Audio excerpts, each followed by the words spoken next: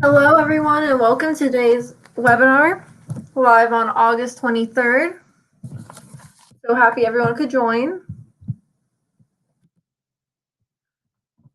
My name is Awista Atkins, and I am the Training and Developmental Coordinator at the Native Learning Center. We are thrilled you could join us. Today's webinar topic is Developing Cross-Sector Partners, presented by Shelley Tutorelli. Just a quick little disclaimer, this webinar provides a summary of fundamental concepts, requirements, and/or procedures within the allotted 90 minutes. The material discussed does not illustrate all possible scenarios that could be applicable. Before we get started, I wanted to familiarize you with some of the features available and how the environment works. If you look at the top of your screen, you will see an icon of either a person with their hand raised or just a hand. With that icon, you can either raise hand, agree, disagree, or step away. Now your screen should look similar to this graphic here.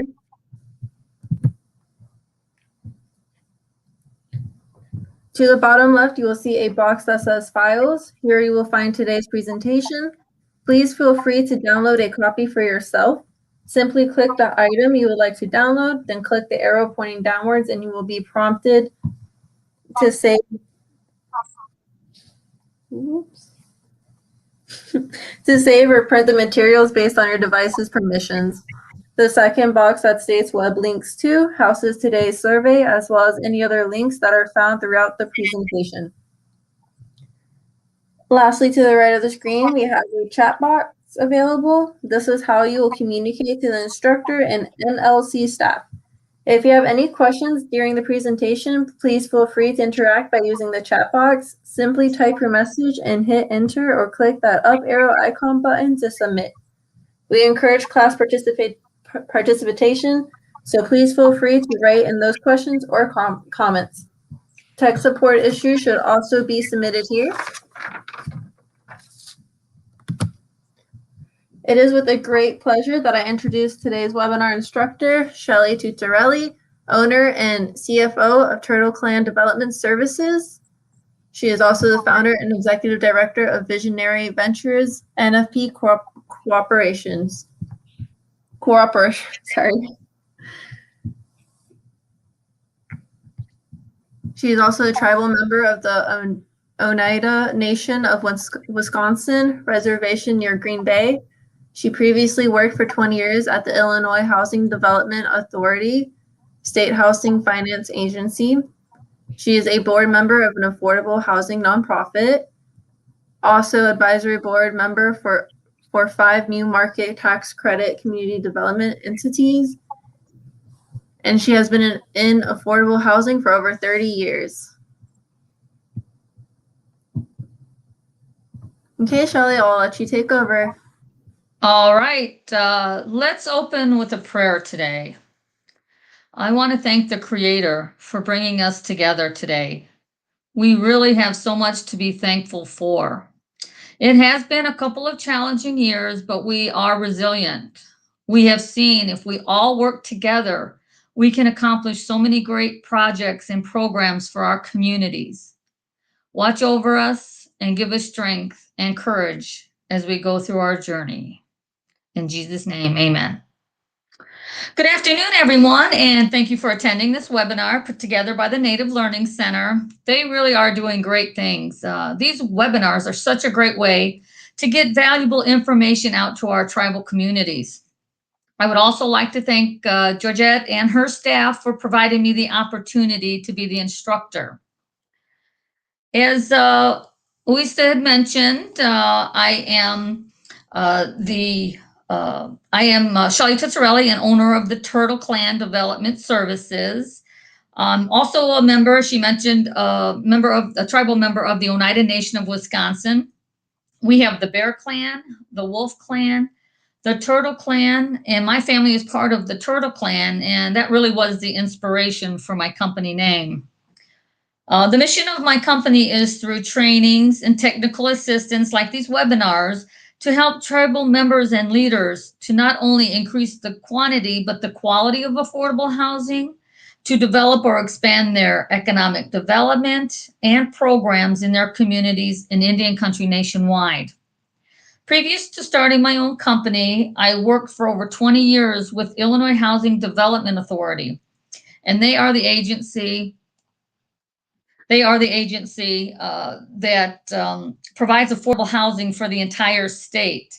I started working in the asset management department and then moved to the low income housing tax credit department. And then I actually managed that program for a couple of years.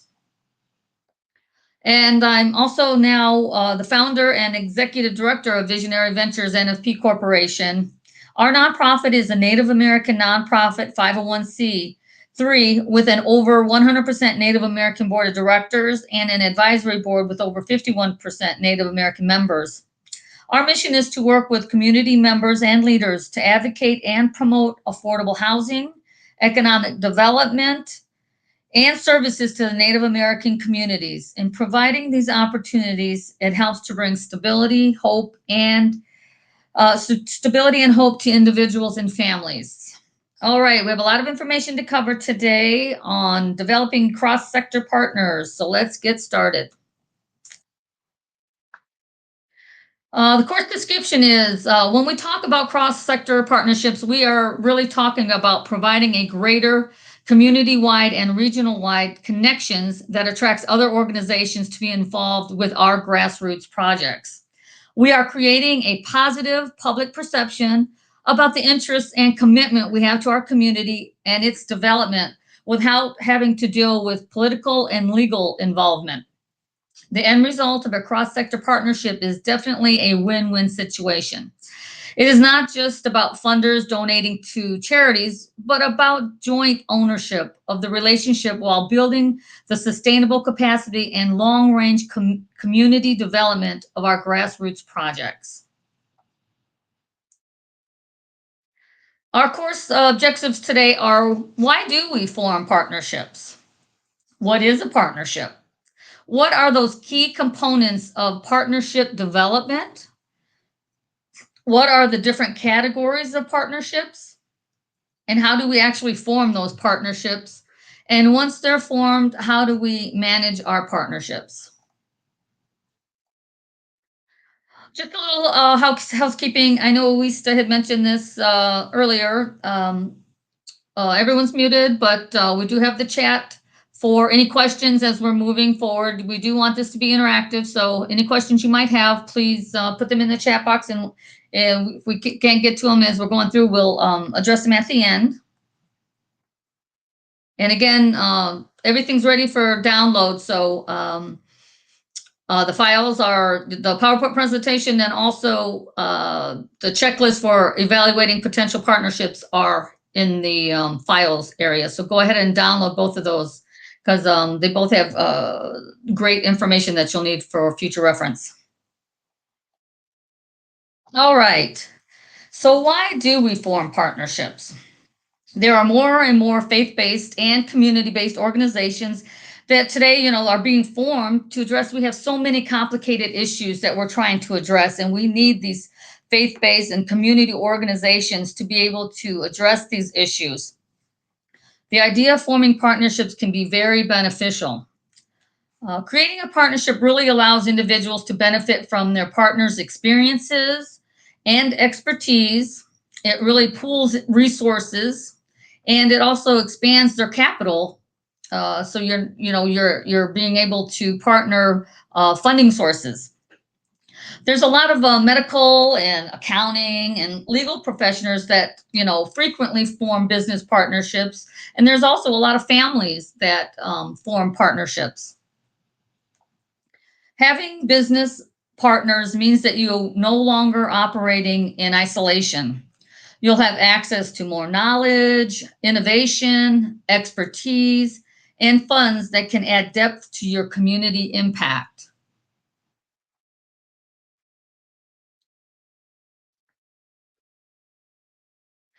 In order for there to be a true partnership, you really must be willing to put in the time and effort to build that partnership.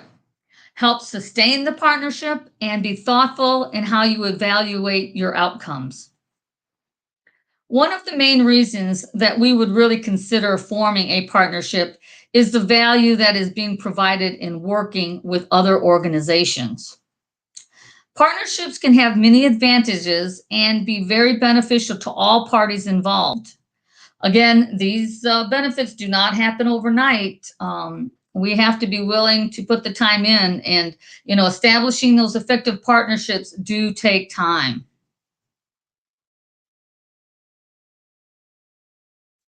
What is a partnership? Before we move forward, we really need to understand what the definition of a partnership is. And that is, it's a collaborative relationship between entities to work towards shared objectives through a mutually agreed division of labor. If you have ever been in a partnership before, you will understand that partnerships can be very complex. You need to be flexible if you have a partnership that is long term. Partnerships will change over time, and being able to adjust to these changes is very important to the dynamic.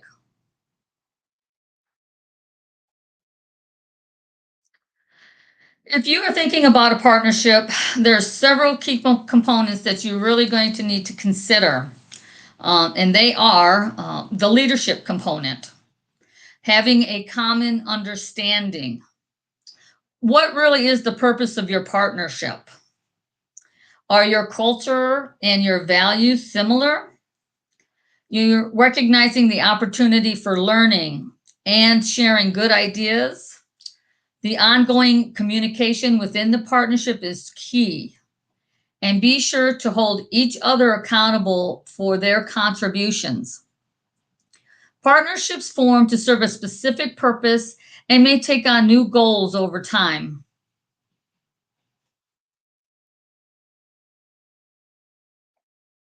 First thing we really want to talk about is leadership.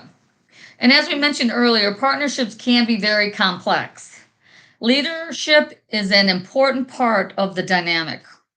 Partnership leaders establish relationships with their followers based on mutual trust, respect, genuineness, and commitment. Principles and processes for the partnership are established with the input and agreed upon by all of the parties, especially for the decision makers. And also, you need to talk about conflict resolution. True leaders will empower and inspire people to work hard together and lead change.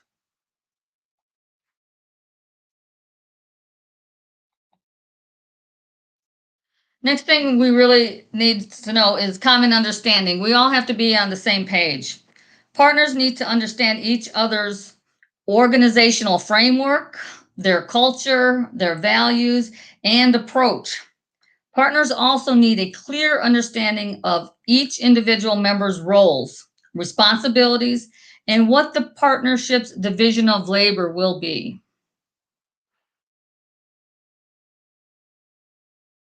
Next thing that's very important is the purpose. Partnerships must be guided by a shared vision and purpose that builds the trust and recognizes the value and contributions of all members that are part of the partnership. Each partner must understand and accept the importance of the agreed upon goals. This leads to improved coordination of policies, programs, and service delivery. The shared and transparent decision-making process are also essential as partners work towards their common purpose and will ultimately have better outcomes. Another key factor, especially working within Indian country, is cultures and values. We have a shared can-do value, mutual understanding, and an acceptance of difference regarding norms and the ways of working. These are all essential to successful partnerships. Partners need to discuss their organizational cultures to identify how to work with their strengths and weaknesses. We all have them, so we need to know how to work with each other with both. When we have partners respect, and when they respect each other and their contributions, um, you're regarding each other as equals. You can gain active involvement from the organization representatives who really play the valued role in this partnership. So we really, I know sometimes working in Indian country, we really trust is a big thing. So we really need to be able to trust, our who we're going to be partnering with. Next thing we want to talk about is learning and development. A healthy partnership really promotes an atmosphere of learning, and that's one of the real big things. Is we want to learn from other partners. What are they doing and how do they do it successful? So teaming up with them, you're really looking for this learning aspect of it, and that atmosphere of learning. This may involve, monitoring and evaluation to help improve members' performance, have an open mindset and the desire to invest in partner skills and knowledge. This is really going to help to create opportunities to shape each other's work and learn together. In this environment, members can reflect honestly on both successes and failures. Again, until you start working together, you really don't know what works. And, not everything is going to be successful. But again, we also learn from our failures. The partnership builds upon identified strengths and assets, but also works to address what are your needs and, and what will help to increase the capacity of all the partners. I know as starting a nonprofit, it's really hard to gain that capacity in the beginning years. But as I'll talk about a little bit later, working with partners really helps to gain that recognition and to build that capacity for your organization. Communication is really another key factor, because sometimes we just don't communicate properly, and sometimes things can be misunderstood. So, for a partnership to succeed, there really must be effective communication at all levels within the partnership and inside each of the partner organizations to understand how this partnership came together, why it came together, and having that basic knowledge of having communicating to staff about the partnership, who's going to be working on different aspects of the partnership. Also, strong feedback should be outlined from the beginning of the relationship so that all of the stakeholders receive information when they need the information in a timely manner. Partners make clear and open communication an ongoing priority by making sure to understand each other's needs and self-interest to develop a common language. Sometimes different partnerships are doing, partnering for different reasons, but it has to be something that's good for both partners.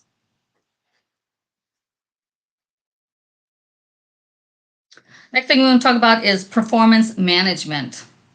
The appropriate partnership structure, the management practices, and resources must be in place to achieve your intended purpose of the partnership. Members must demonstrate both accountability for their actions and ownership for delivering the objectives and targets for what they are responsible for. There is feedback among all stakeholders in the partnership with the goal of continuously improving the partnership and its outcomes. The partnerships balance power among partners and enables the resources among partners to be shared. Partners will also share the benefits of the partnership accomplishment.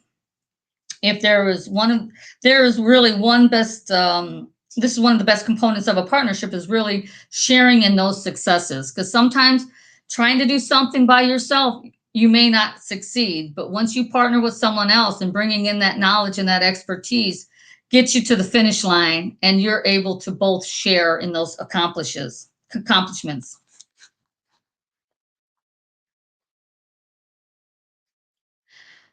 You should also be aware of some common barriers to working effectively with potential partners. As relationships evolve, partners must work to resolve any roadblocks that may arise. Some of the typical barriers might include, but of course is not limited to this list, but having a limited vision and a failure to inspire the group as a whole. Everybody has to be on board with this partnership, and everyone has to be willing to inspire the group to succeed. One partner manipulates or dominates, or partners compete for the lead, and this is usually due to lack of respect and trust.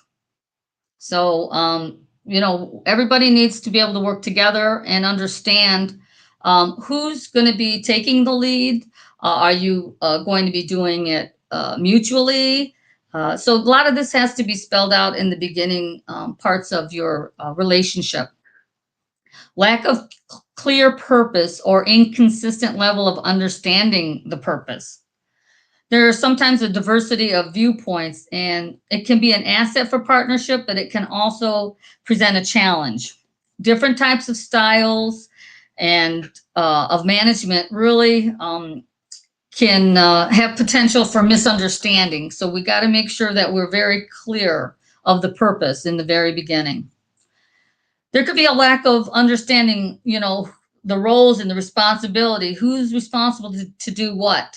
Some members of the partnership may have no basic understanding of the knowledge or practices of their peers who work in different areas. So going ahead and spelling that out in the beginning, and letting everybody know from what department, who's going to be responsible to work with this particular program or project and with this partnership. Because team members sometimes lack common frame of reference, they may have difficulty understanding how to best communicate effectively and work together. So again, that's something that you'll need to work at in the very beginning. How do we all work together to be concise? We got to make sure, how many meetings do we need to have? Are we going to be meeting bi-weekly for this project, or is it something we need to be meeting weekly? So making sure that you're understanding how you can communicate effective and all work together.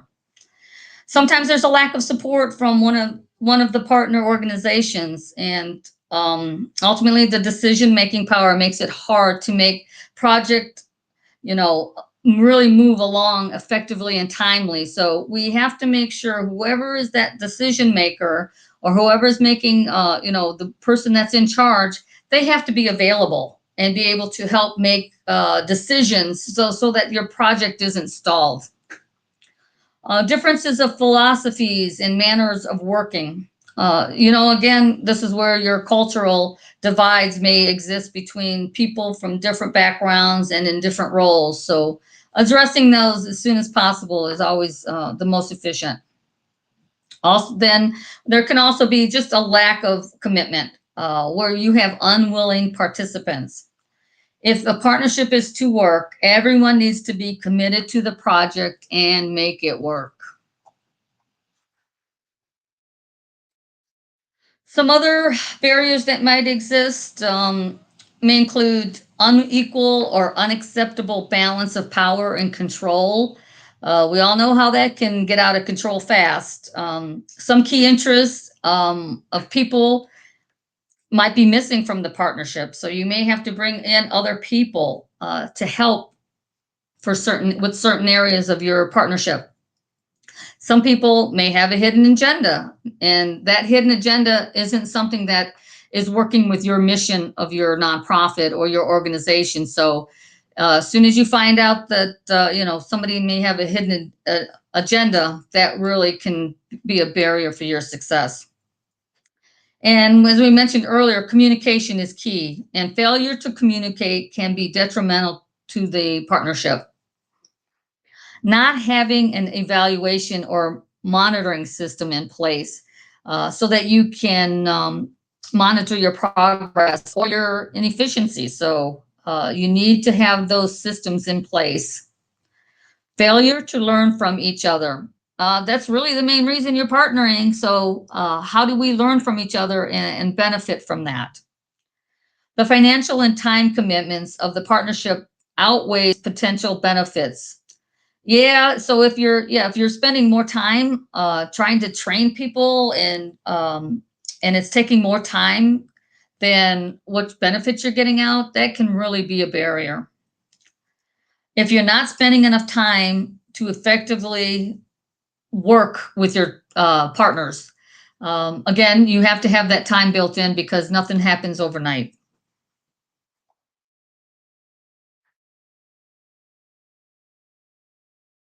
Next thing we want to talk about is what are the key components of a partnership development? You'll always have questions when developing your partnership, such as who should be involved in the partnership and how will each member participate? We want to be really flexible and try to balance what the requirements will be within the structure of the partnership because we don't really want this to be a barrier. We want to try and be very flexible and try and all work together. We want to be able to start with a stable foundation. We don't want, people not understanding any of the concepts from the beginning. So start with that stable foundation. We want the activities of the partnership to be flexible enough so that the components of the partnership will develop and evolve in response to, if there's any internal or external demands. So sometimes it's got to change up a little bit. So we have to be able to be flexible to do that. And again, there are life cycles in each partnership, and it will go through different aspects from the concept of your partnership to from initial setup and all the way through the implementation of your outcome. So there will be some cyclical changes as you're moving through your partnership.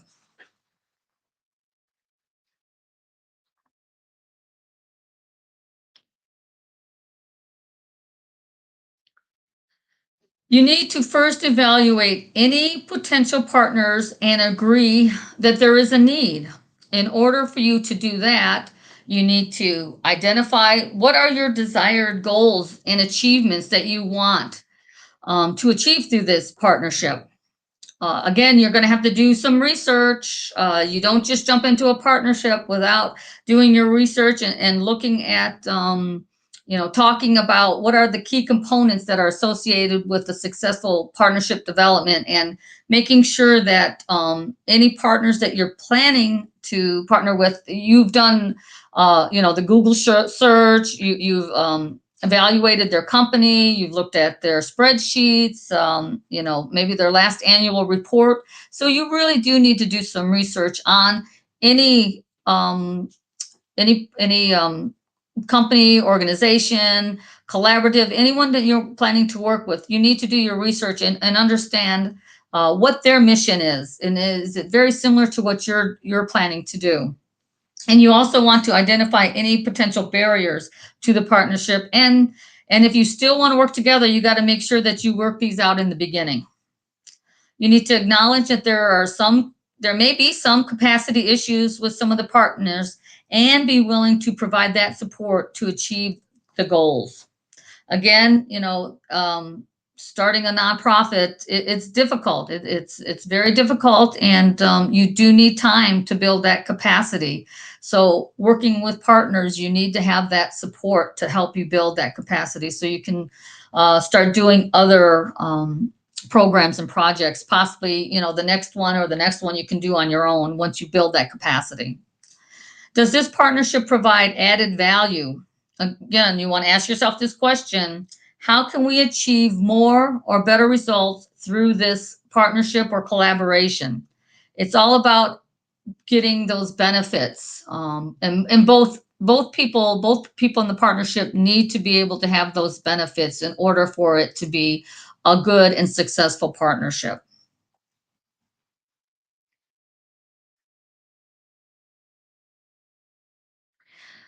So some of the basics of your partnership development will be, because we kind of went through everything about putting this partnership development. So let's kind of go over, this is kind of a summary of all the things that you're going to need.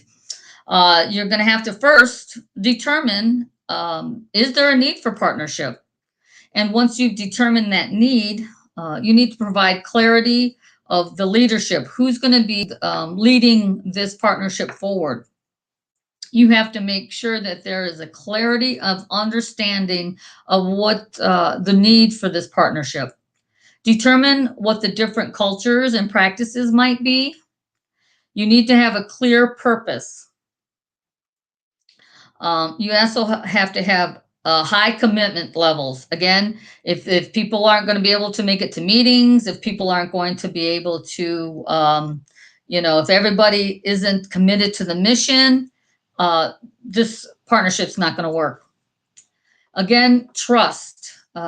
Trust is really a big issue in Indian country, and we must have a sense of trust or we will not be partnering with you. That's bottom line. Trust is everything.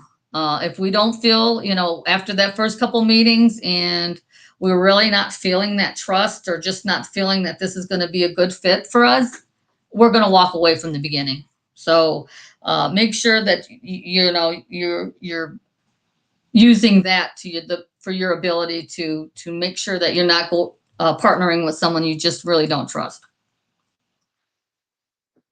Next thing we're going to talk about is have a clear working arrangement.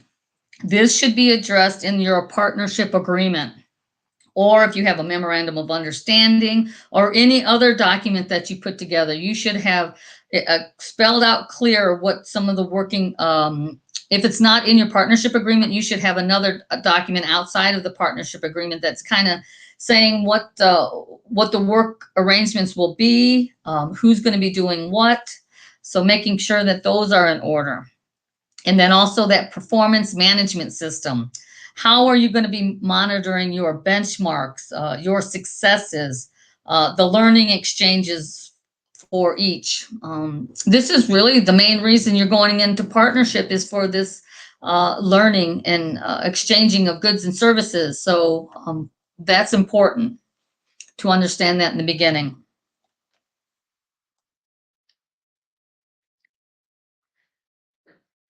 Partnerships among community-based nonprofit service organizations. Consider the following four categories of properties that are important in a community partnership. First thing, as we mentioned earlier, leadership. We really need to know the partnership leaders have to establish relationships with their followers based on mutual trust, respect, genuineness, and commitment. The key is not noting that who is providing the leadership in the partnership.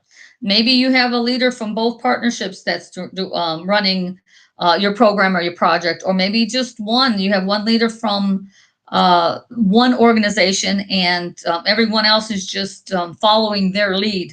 So you just need to make sure that that is spelled out in the beginning. Primary funding. If you are working with an institutional partner, they can bring resources, help provide linkages to resources, or they can help find the resources that you need for your specific project or program. So we always want to know about the funding and how that's coming into play. Goals. What are your goals for your project? They should really be clearly defined. It is really to build, is it to build affordable housing for your community? Is it to build a community center? Are you providing senior meals? Do you have another program, maybe a home ownership program that you're trying to put together? So whatever your program or your project is, you need to spell that out in the beginning. And then that way it will define what your goals are. So it really needs to be defined. And then the fourth is your process. It's important in the process to do your community outreach. So that's part of the process, is keeping whatever your program or project is for, and whoever you're building this project or program for, making sure that you're keeping them actively updated on your as you're moving forward, what is so that they can have some input and so that they feel like they're part of that program or project. And then eventually maybe they're moving into those units and we're able to see how that project moved along. Or maybe they're able to purchase a home because you reached out to the community to say that you're putting a home ownership program together, and giving them when this program will be able to be accessed by the tribal members. So that process of keeping your community involved is very important.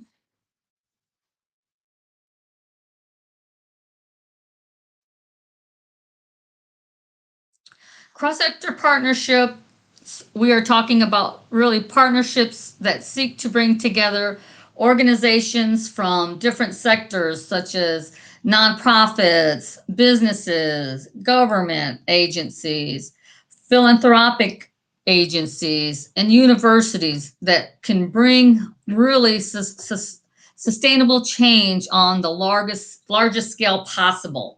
So we're really wanting to, what's going to give us our biggest bang for our buck here? Who should we really be partnering with to really help our project succeed? And we do know there's benefits to being partners. You can reach a wider audience by teaming up. You have a potential to reach out to untapped market. You have a wider audience that can be more engaged. You can find more volunteers and receive more donations. So, having that wider audience is really, really important. You can learn more about your community. By partnering, you can be tapping into new expertise, new knowledge. In different sectors, everyone has different points of view and works in very different realities. So by widening your scope of the community, your nonprofit can operate from a more informed position. So you're understanding different aspects of, so maybe you haven't worked, in the home ownership area, or maybe you haven't worked with your seniors, helping them provide meals. So being able to be part of these different areas that you've never worked in before, really, it opens your eyes to see, wow, these are the things we can be doing for our tribal members, and another thing too is just by looking to see what other tribal communities are doing, and trying to bring those back to your tribal community. And then from there, deciding who maybe is there a service provider in our community that we can partner with to bring in these services to our tribal community. So, learning that helps you really learn more about your community and helps you reach your tribal members better. Another benefit is just working more efficiently. When you invite a greater number of intelligent, capable people into your collaboration, you're setting yourself up for better ideas, more innovative ideas, and you actually discover new opportunities and networks that you had never had before. Organizations in other sectors may be skilled in a certain area where your nonprofit is not. And a partnership can also help both organizations work more effectively. Next thing is to move more quickly towards that systemic change. Instead of just trying to do little pieces here and little pieces there, to provide solutions, if you're working together, you can develop a more coordinated strategy for tackling problems in your community.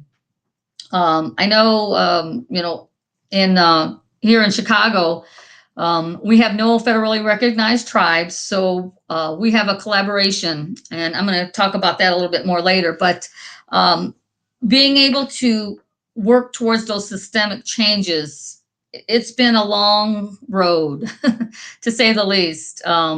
So that's one thing. And when you partner with other people that have that same mindset that wants to make change, putting your efforts together can really, really help tackle that problem more effectively.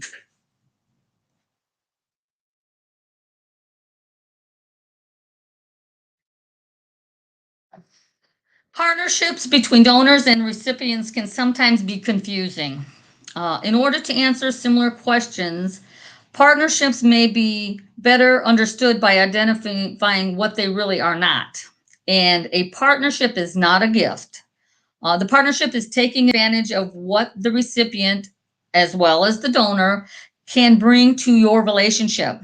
This can include a lot of things such as local expertise, on-site workers, a better understanding of priorities, needs, and constraints. The other important part is being able to provide that capacity for your nonprofit through the partnership.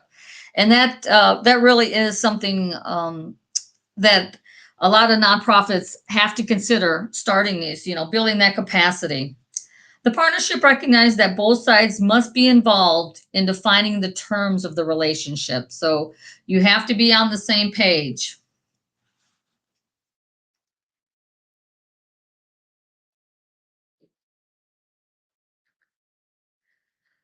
Another type of partnership is collaboration. And what is a collaboration? And really what that is the process of two or more people or entities or organizations that are working together to complete a task or achieve a goal. In a collaboration, you have greater autonomy, more creative freedom through sharing of information and coordinating efforts. And as I had mentioned before,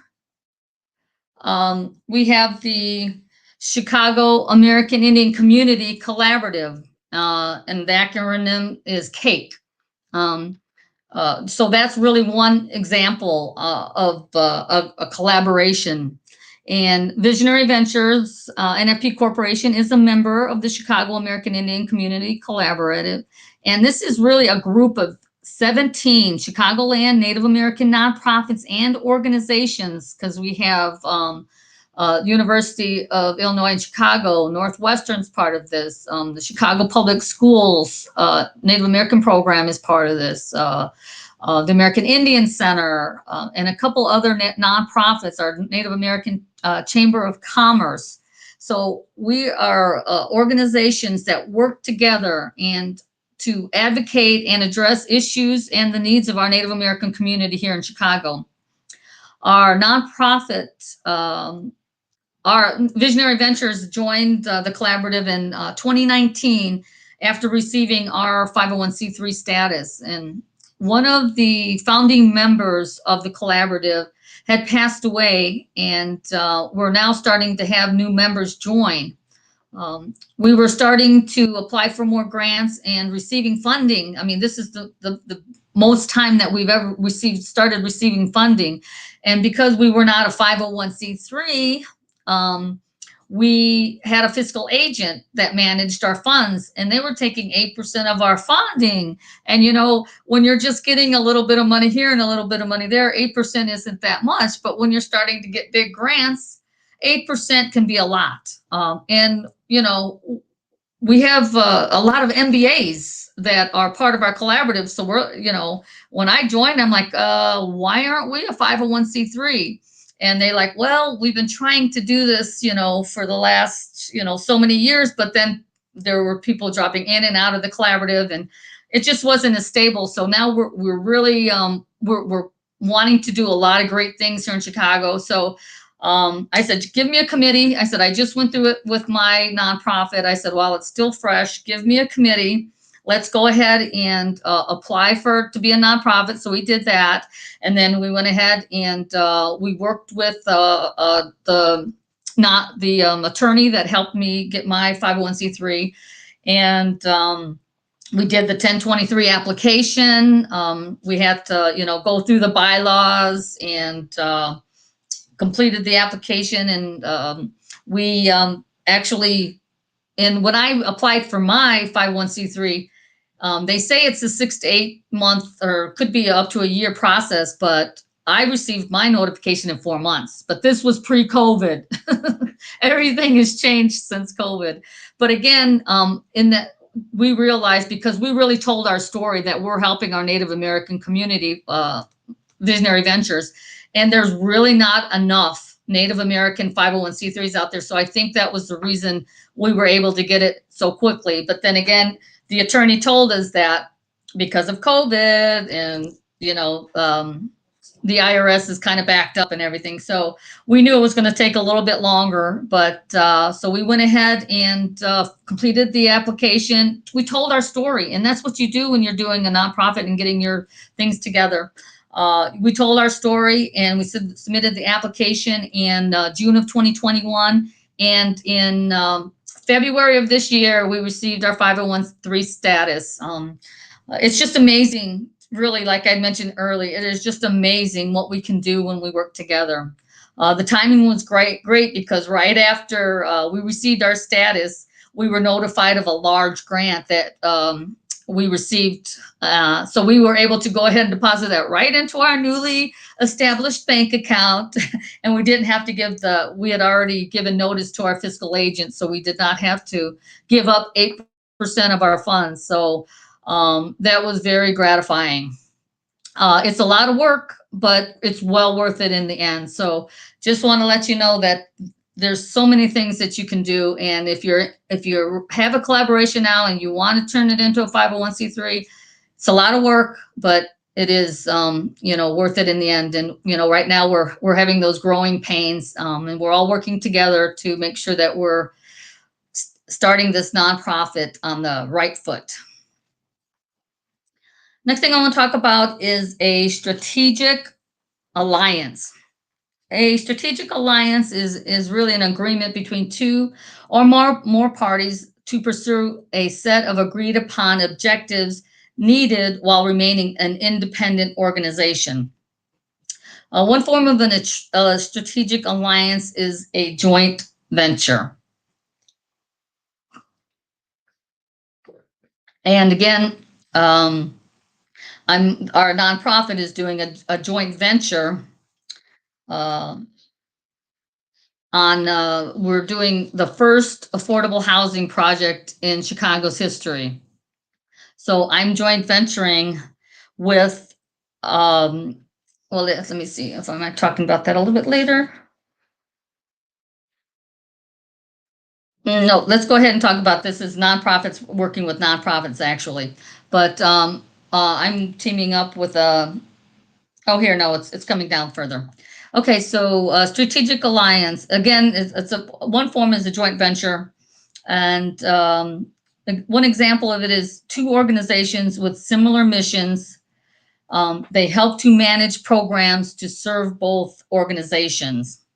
So maybe you have Meals on Wheels or something like that you want to provide for your organization. So you're going to team up with a service provider within your community that can help provide those meals. So you're both going to be two distinct organizations, but you're going to just have them, you're going to do like a memorandum of understanding to help with that program for your community.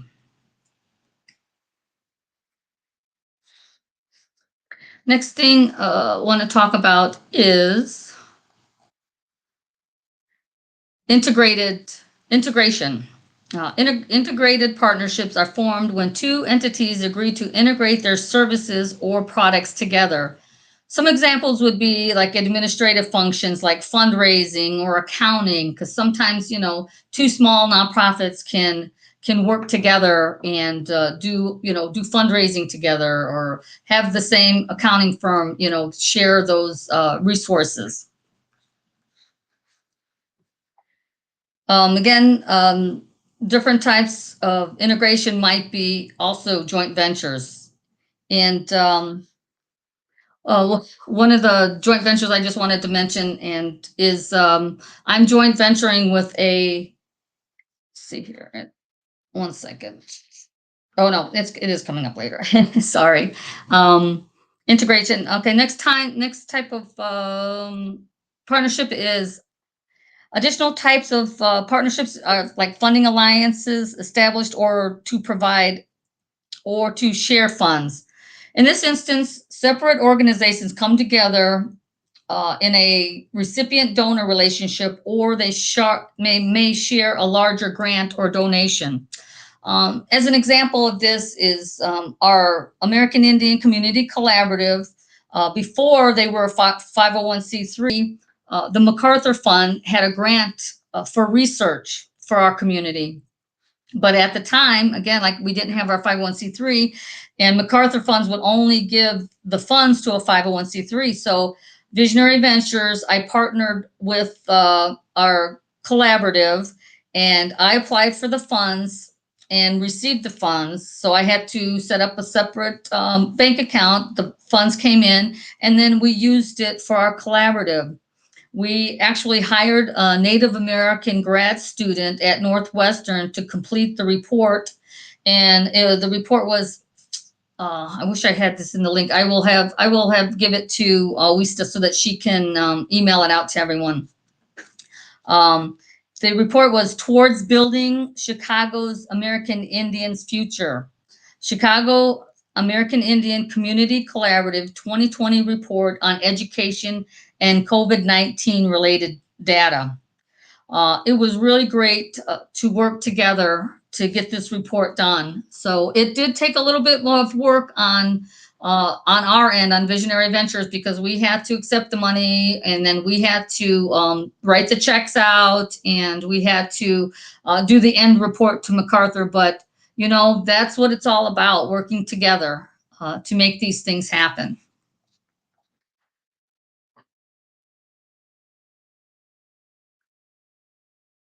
The next type of partnership is cost sharing, grant matching partnerships.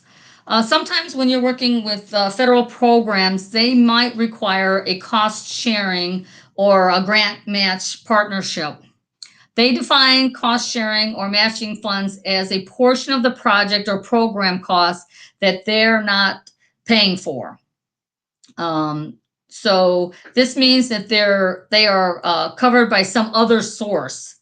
The term matching typically means that the sponsor requires the guarantee or the grantee to actually match the sponsor funding according to a specific ratio. So sometimes it says you may have to put $1,000 of your own funds in.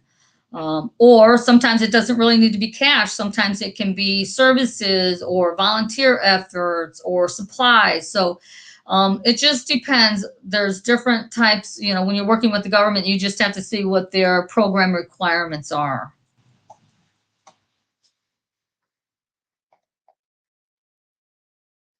Now let's talk about forming partnerships. We've gone through a lot of information about what are the key components of a partnership. Now there's 3 steps making sure that you have a successful partnership. You need to define the need for your partnership. Do your research. Again, make sure you're doing your front end work. And then how do we really start the process? And then at the end, like I mentioned, we have to set up those so that you're monitoring the process and maintaining your partnership. So we have to make sure that we're setting those templates up also. So first step, after you've done your research and you've determined for your project that you need to have a partner to achieve your desired goals. And for my example, I was talking about our affordable housing. I wanted to build. I've been wanting to since I left the state housing agency, because we don't have any federally recognized tribal communities in Illinois. I was never able to do any housing in Indian communities in the state of Illinois. So ever since I've left, I've been working in the Chicagoland Native American community, trying to figure out how we can build some affordable housing for our community. In Chicago, they have housing for every other nationality, but there's no housing that has been targeted specifically for our Native American community. I was a board member for Full Circle Communities, which is another affordable housing developer. I was on their board for over 6 years, so I saw firsthand as a board member what great developments that they have accomplished. And I was looking to do a project in the Albany Park area because that's where our American Indian Center is, and we wanted to be close enough so that our residents will be able to access those services. And at the time, Full Circle Communities was also looking to do a project in Albany Park. So I brought this project to the executive director, and we've been working on this project for about 4 years now. And once we really started to get site control, I came off the board because, again, that's a conflict of interest. So I came off the board, but I'm much happier working with them in this capacity as a partner than just being the board member. So we established our partnership, and I had to prepare a resolution to approve. I had to let our board of directors know because they're, the relevant stakeholders. So you have to let board members know what we're planning, and also have to get a resolution that was prepared to approve the partnership, and also to approve us to apply for the low-income housing tax credits. And like I said, and being on their board, I was able to see the work that Full Circle had been doing. And so I was just very happy to be able to put this, right now we've got a partnership agreement that we put together. And like I said, every project or program that you work with, you need to have that partnership agreement or a memorandum of understanding or some type of document that will seal the deal, in other words. And I also just, we were, this project is near and dear to my heart, and the working with somebody that has gone through this process, because I've never done a project with the city of Chicago. There's only 2 states that actually get 2 allocations of tax credits, New York and Illinois. So the city of Chicago gets their own allocation along with the state, and then just New York does, and so does New York City. So I worked with the state housing agency, but I had never received tax credits from the city. And it's a whole different process. And Full Circle Communities they've got several projects that they've gone through the whole process with the city, and they understand the process. So being able to work with them has been very tremendous. So I'm learning a lot, and it's actually helping to build capacity for my nonprofit. But I'm not just in it for name only. I'm helped put the application together. I'm in every meeting. If we have to meet with the city, I'm there. So I'm very, very actively involved. But just wanted to give that as a great example of how you partner on projects to make them successful. We're still in some of the application, the second phase of the application, but it's moving along. Another area that needs to be considered is, what does each partner bring to the table? You need to think about what needs to be done in the short term and what needs to be done in the long term. In the short term, we're busy trying to find out for our housing. In the short term, we were really busy trying to find that location for our housing. And that's really what took the most time. Once we found it, there was the application that had to be completed. We had to meet with the Chicago's housing commissioner and deputy commissioner. And then there's the long-term partnership for that you have to consider. Visionary Ventures will have ownership in the housing, and we're going to be there to help lease these units up, to our Native American community members. And we're going to be helping to design the services and work with the service providers once the project's complete. We're going to help find the artists, Native American artists, to bring the art into the project. And we're going to also help plan the events and activities for the residents once they move in. So you have to think about, what do we have to do in the short term? And then what are we going to have to be doing in the long term? So you have to make sure that you're understanding that there's going to be a lot involved. Next thing we want to talk about is checklists for potential partnerships. On what basis is your partnership being set up? Is there a group or a like-minded people with a shared vision who have decided that developing a partnership is the only route to achieving a goal? Are potential partners willing to support this? So these are all the things that you need to consider when you're evaluating your partnership.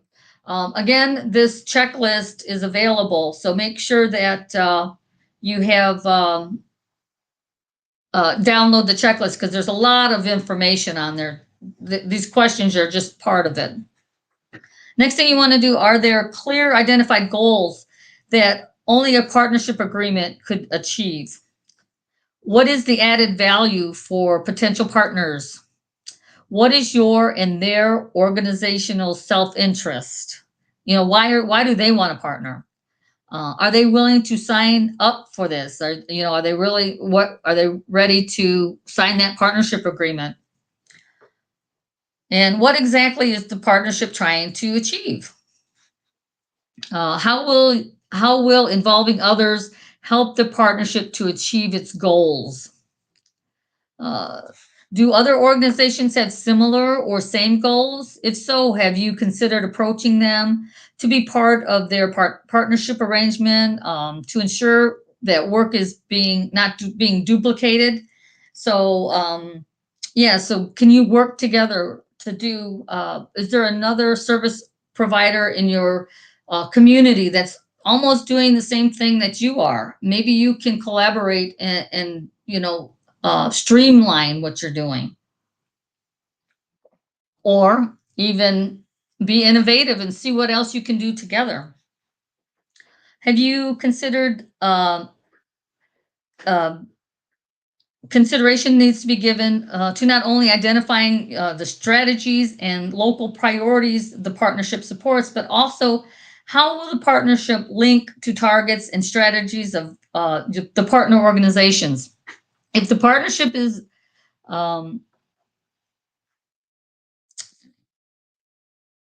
if the partnership does not have any local strategic plan or priorities, you will want to monitor, you want to put something in place. And also you want to list, your strategic, what is the strategic plan? What are your local priorities for the partnership? Will they be supporting, you know, will there be other potential partners that might want to help you with your project? So you got to take a look at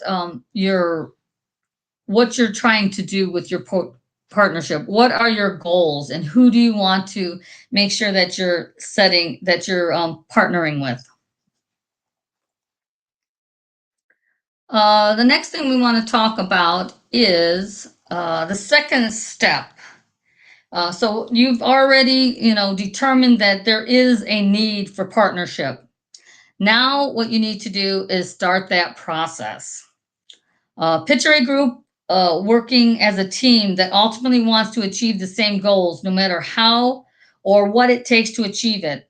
The process for building and developing relationships within the partnership is not just the responsibility of the persons who lead the group, but of everyone in that group that's involved.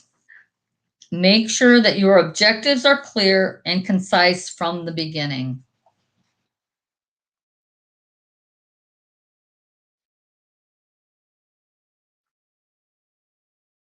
Next thing we want to talk about is checklist for starting your process. Again, we have the information there for you, but I want to go through some of the main topics. You want to work with members that you have identified. Again, you've done your research. You've determined who will be the responsible for what, and then you're going to draft that partnership agreement. You want to make sure to identify and document your shared vision and goals. I suggest that whenever you have, having a mission statement, or even sometimes a vision statement for your whatever program or project that you're working on. You should always have a mission statement. And again, sometimes it may include a vision statement. The mission statement for our urban Native American housing is to provide affordable housing for our Native American community in Chicago with relevant cultural services to support our residents. So again, if you keep that mission together, you write that mission, you can always refer back. Whenever you have questions or you're doing things, is it really part of our mission? So you want to make sure that you're always considering that. And also, you want to consider what the mission is of your organization. What you're doing, is it part of the mission of your organization?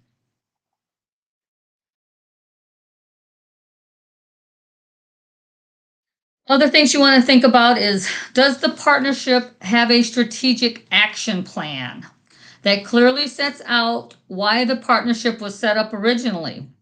What is it going to achieve? Who is going to do what and by when? We got to have those time set.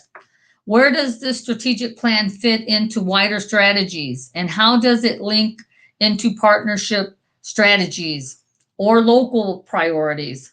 The partnership needs to have a strategy and action plan that sets out the clear structure.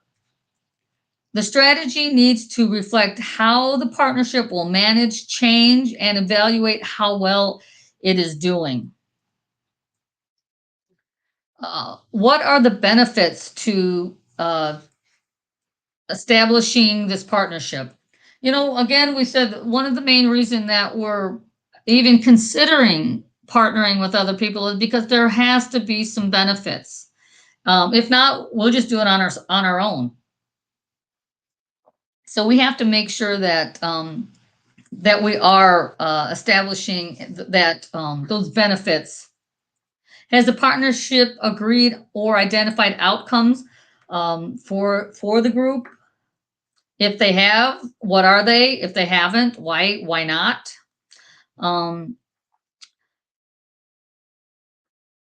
This is really relevant when your partnership is starting to set those outcomes and measure your accomplishments. So you need to know what are your specific outcomes that you're looking for. What are the benefits to target groups need to be, they really need to be clearly established and agreed upon by all partners. So, this checklist, there's a lot that's involved in getting this process moving. The next part that we want to talk about is step 3, and that is definitely, setting up those setting up your partnership and maintaining the partnership. And this is the purpose, right here, this is when your partnership is working together, and all your members are clear on what their roles are and what are their responsibilities. And right now, also, are your members really clear what the added value is from this partnership? Is it because you're building capacity? Is it because they're helping to fund this project? Is it because they have staff on hand that will help take care of some of the project? You got to make sure that you document roles and responsibilities of the members, because if it's written down and people read it, then they understand what they need to be doing. Also, the partnership needs to understand what skills and what skills are needed to achieve your goals. If you don't have the skills available, right now, this is when you may have to bring in, you may have to have some training resources available, or you may have to hire a consultant to help you. The next area I want to talk about is, again, this checklist. The decision-making process needs to be understood by all members of the partnership. Decisions should be made through recognized processes with partners having equal power. Processes for decision-making need to define, like, a quorum, how many people, need to vote to make sure that, for your decisions, your decisions need to be recorded. And you have to also have an arbitration process. We always hope that it never comes to this point, but you need to have that process in order just in case it does. As we all know, just like all marriages don't work out, all partnerships don't either. We all need to document processes for the decision making. It is so important to have that effective communication system in place at all levels within the partnership and within the partnership organizations. The sharing of knowledge and information is very important and really is the basis for your partnership.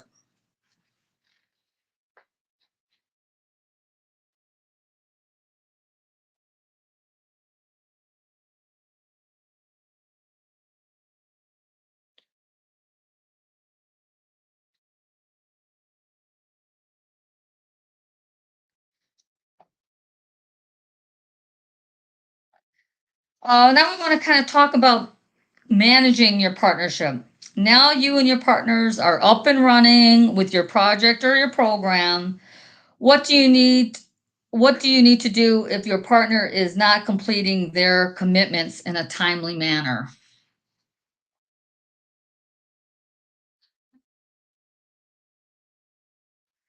Um, you need to, gaining agreement around what the ground rules or what are the norms. These are important for a group that intends to work together on difficult issues or who will be working together over time.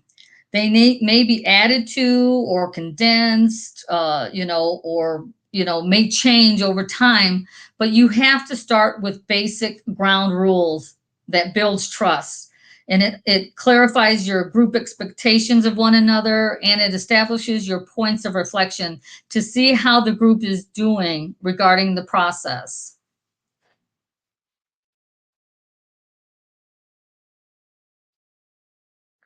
For many of our projects and programs that you're completing in a partnership, there needs to be a means to evaluate and monitor the process and final outcomes.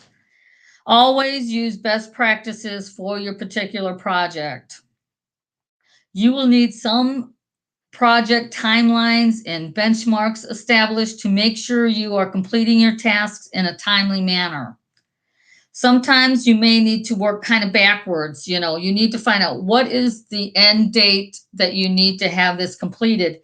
And then you'll work backwards to see what needs to be completed in the first month, what needs to be completed in the first quarter, what needs to be completed after 6 months. So, setting up those tasks, you may need to develop some spreadsheets. Look on the internet. There's so many different spreadsheets and stuff and templates that are available. Don't, start from scratch. If there's something already out there, use it. Come up with, put that spreadsheet together and so that you can document. And again, this is part of your documentation of the process. As long as you start putting all this information in, you can always, when was this completed? All you got to do is look back to your spreadsheet and it's all on there. So you have to make sure that you have a good evaluation and monitoring system in place.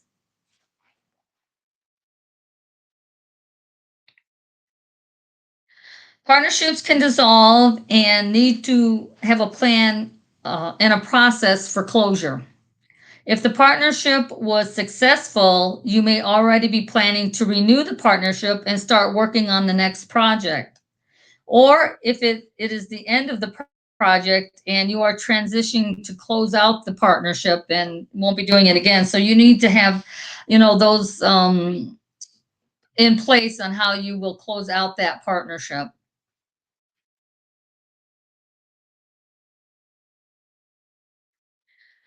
In conclusion, I just want to say that we really are doing a good job in Indian country, but we can do so much more to expand affordable housing, economic development, and programs.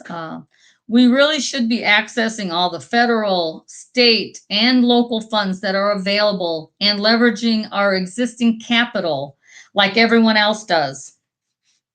Please encourage your tribal members, tribal leaders and members to create your vision for housing, economic development, and programs for your community, and then find the right partnership and resources to make your vision a reality.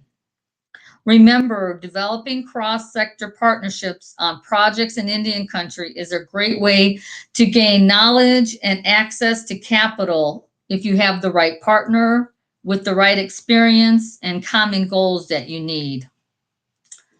So, Oista, can we see, are there any questions that we may need to address? None so far, but I did add the link for a Native American Chicagoan study. Was that the link that you were referring to earlier? Maybe that might be the one, but there's yeah, that might be, I'm not sure if that's the name of it or not, but that's fine. That'll be a good one too. I think that one might be, my cousin Pam and I co-authored the housing section. So if not, thank you all for attending today. Again, sometimes we need a partner to make things happen. Somebody might already be doing something really well that we want to be doing, so we can learn from them.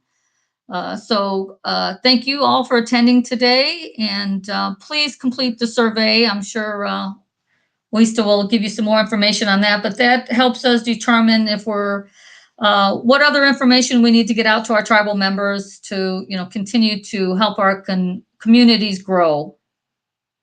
Thank you so much, everyone.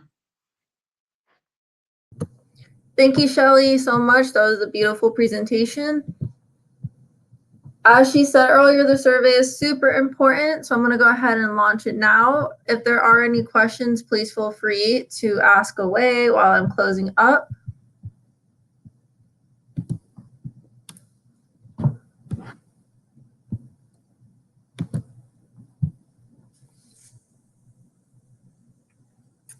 We hope you can join us for our next webinar. It's going to be on September 30th. It is the NAHASDA Required Policies and Procedures 1. It is 3 parts. So if you could join us for it, that would be great. I did put the registration link below and the links as well. Registration is free as always. We will begin at 2 p.m. Eastern, 1 p.m. Central, 12 p.m. Mountain, and 11 a.m. Pacific.